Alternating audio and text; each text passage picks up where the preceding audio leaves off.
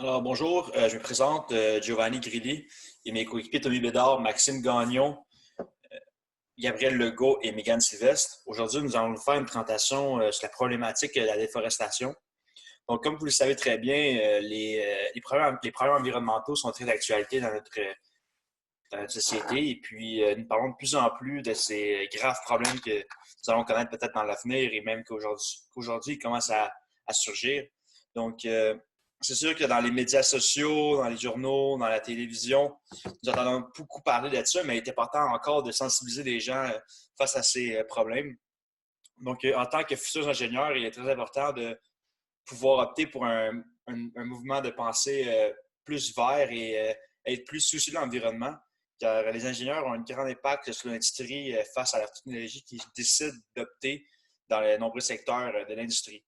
Donc, nous, on a décidé de se concentrer sur un problème que nous trouvons encore aujourd'hui qui s'aggrave de plus en plus, qui est la déforestation.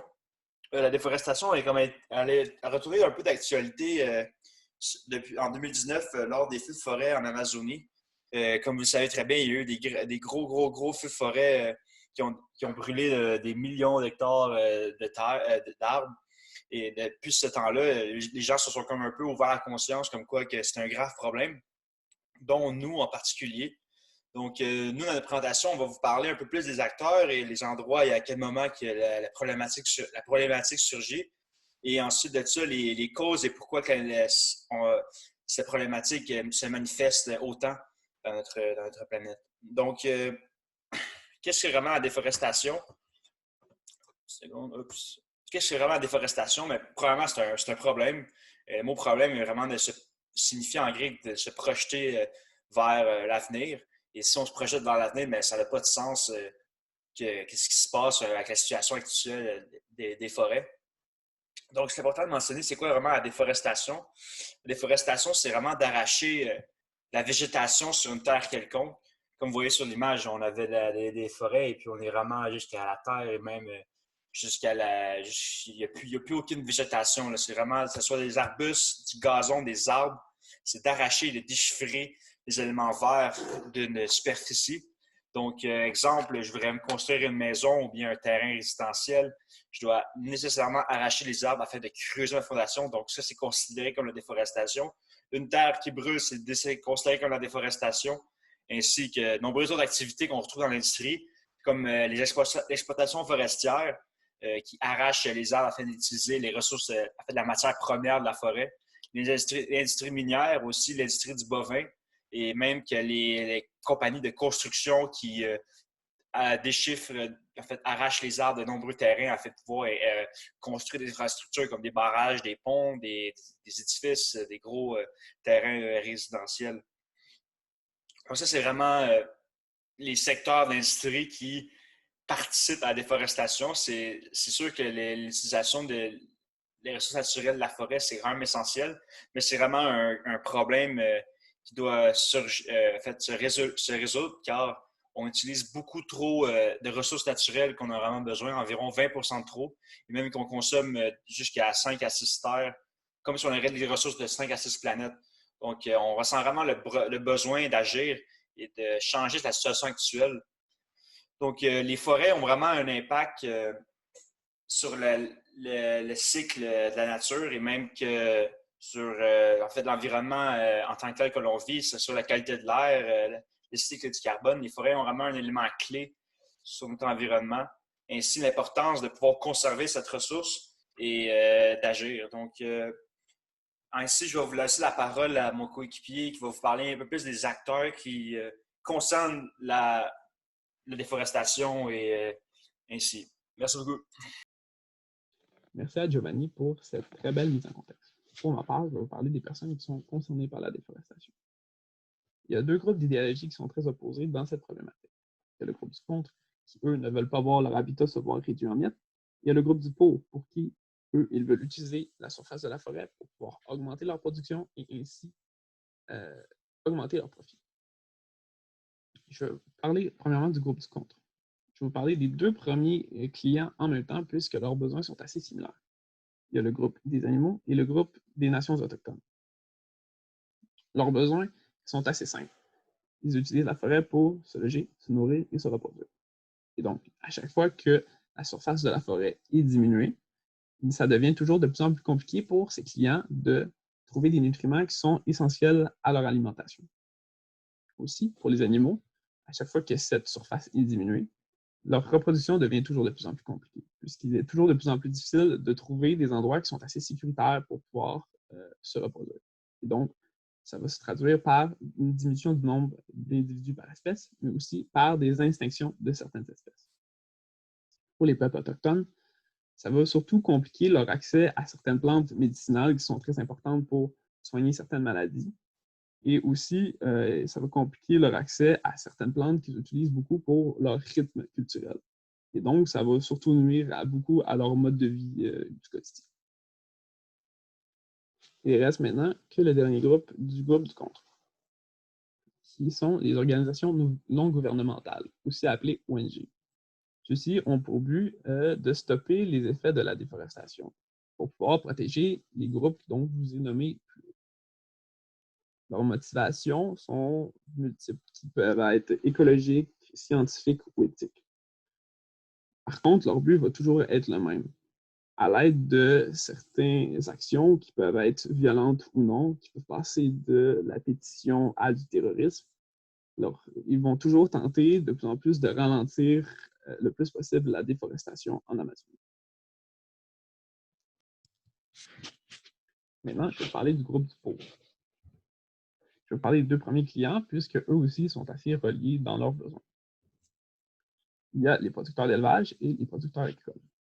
On sait que le Brésil est, selon la presse, le plus grand exportateur de viande bovine et de soya au monde.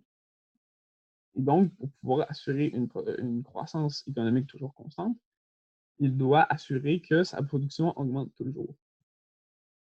Et donc, la solution qui a été trouvée, c'est de raser les forêts qui sont tout autour des champs pour pouvoir donner un territoire tout le temps de plus en plus grand à exploiter. Ce qui a créé que dans les dernières années, selon le groupe AFP, c'est 72% de la déforestation qui est causée soit par des élevages bovins ou par des productions agricoles. Ce qui est assez énorme. Maintenant, le dernier groupe du groupe pour sont l'industrie forestière. Ceux-ci, dans les dernières années, se sont vraiment améliorés en adoptant des pratiques tout le temps de plus en plus éthiques et durables. Par contre, ce sont les industries forestières clandestines qui ont vraiment un impact nocif sur la forêt. Puisque le prix du bois tropical est assez haut, il y a plusieurs de ces entreprises clandestines qui vont exploiter le bois pour pouvoir l'exporter dans différents pays. Par contre, ces entreprises ne vont pas utiliser des pratiques qui sont très durables et donc, ceci va avoir un très grand impact sur la déforestation à long terme. Et donc, ici conclut tous les gens qui sont concernés par la déforestation.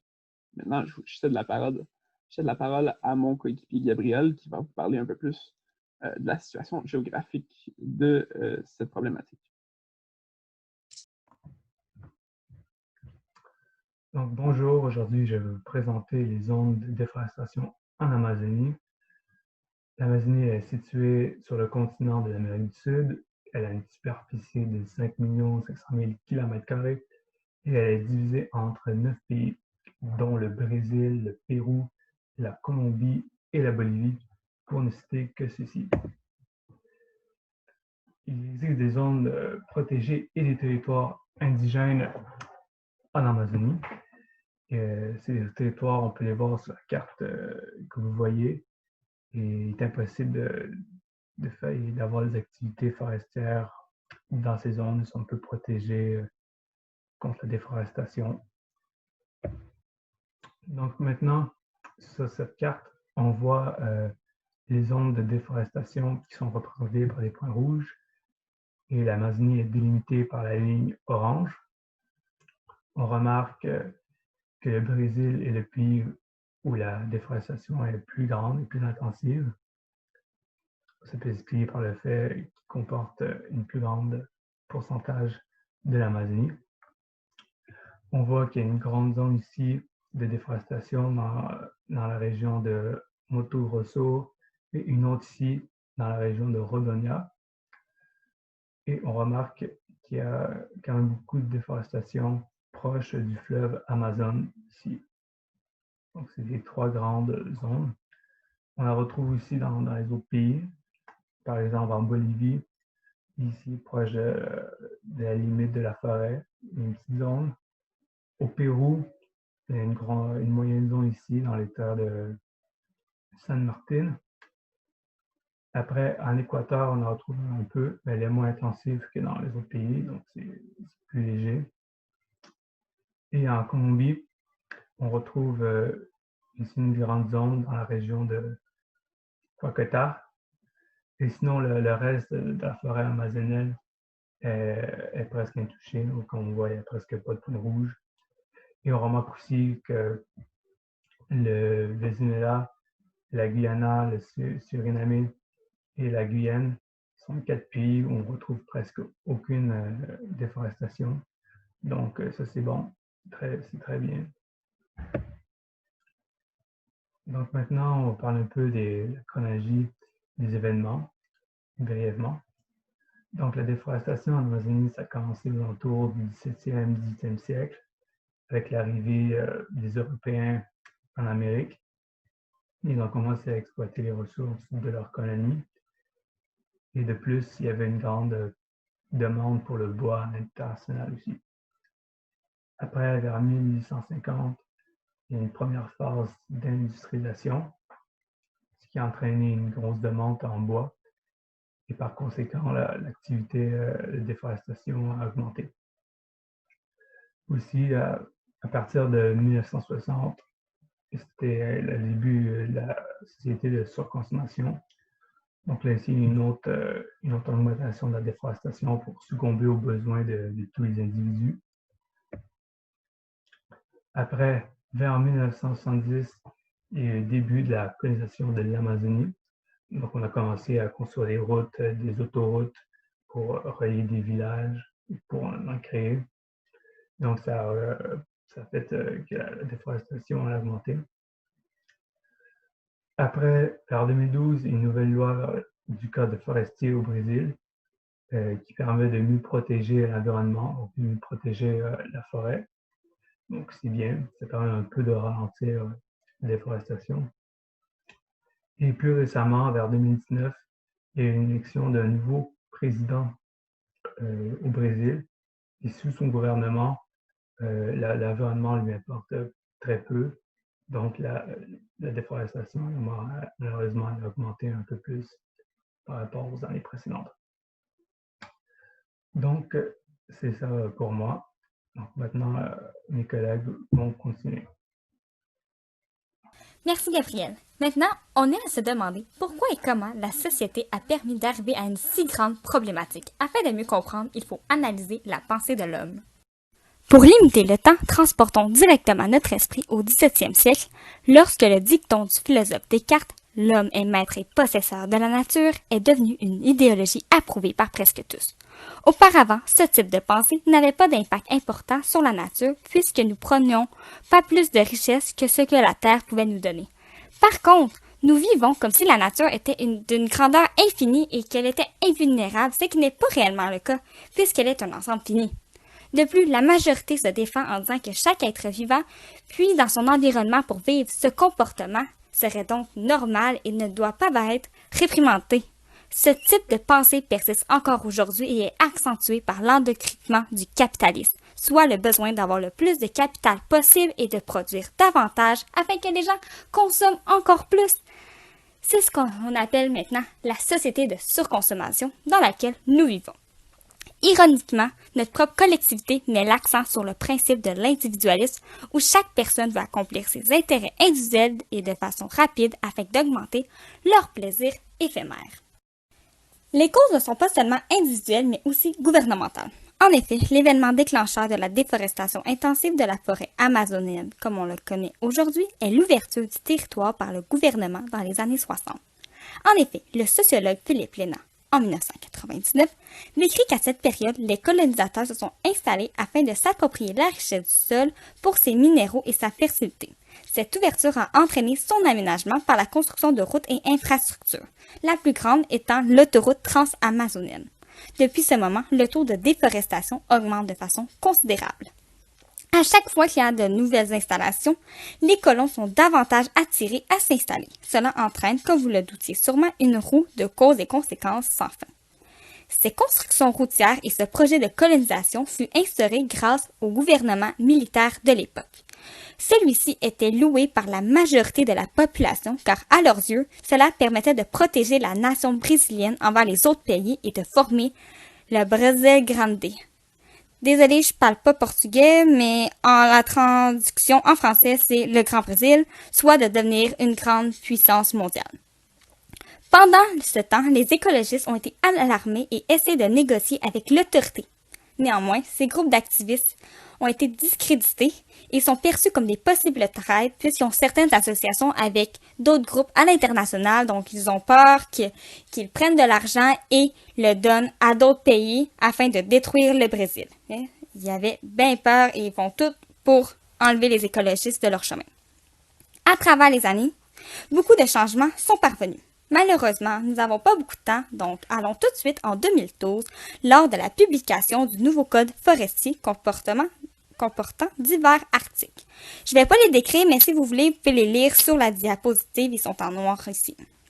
En résumé, le Brésil essaie d'améliorer son image écologiste aux yeux du monde, mais en réalité, selon la revue juridique de l'environnement, c'est un scam qui apporte davantage de confusion, ce qui permet aux compagnies d'augmenter leurs actions écologiquement controversées. De plus, ils peuvent payer une compensation monétaire pour leurs dommages écologiques. Bref, au juste moment, presque tout est possible et permet une ambiance contribuant à la déforestation qui serait dite illégale. C'est ce que j'appelle des pots de vin légitimes. Maintenant, depuis 2019, encore une fois, désolé, mon portugais n'est pas très bon, Jair Bolsonaro, homme politique d'extrême droite, est le président du Brésil. Il ne se cache pas pour dire que les restrictions environnementales et les écologistes de ce monde sont un problème qui empêche le développement économique du Brésil. Il a donc coupé le budget de l'environnement, il limite les amendes et est réticent d'arrêter les activités illégales dans les zones protégées de la forêt. Ainsi, en 7 mois, plus de 3400 km² de la forêt amazonienne a été détruite, tel que dit par Casado et Londono en 2019. Par la suite, la cause principale de la déforestation est l'agriculture, puisque plusieurs terres sont défrichées afin de permettre la plantation. L'aliment cultivé le plus dévastateur est le soya, non pour notre consommation humaine de tofu et de tempeh, mais bien à 88% pour l'élevage bovin. Donc, un fameux steak est un des facteurs les plus importants de notre problématique. Super! Il y a d'autres causes comme la diminution du temps de jachère, la construction de barrages hydroélectriques, la demande de bois, les feux de forêt, etc. Vous trouverez plus de détails dans notre chapitre 1 qui nous fera plaisir de vous partager.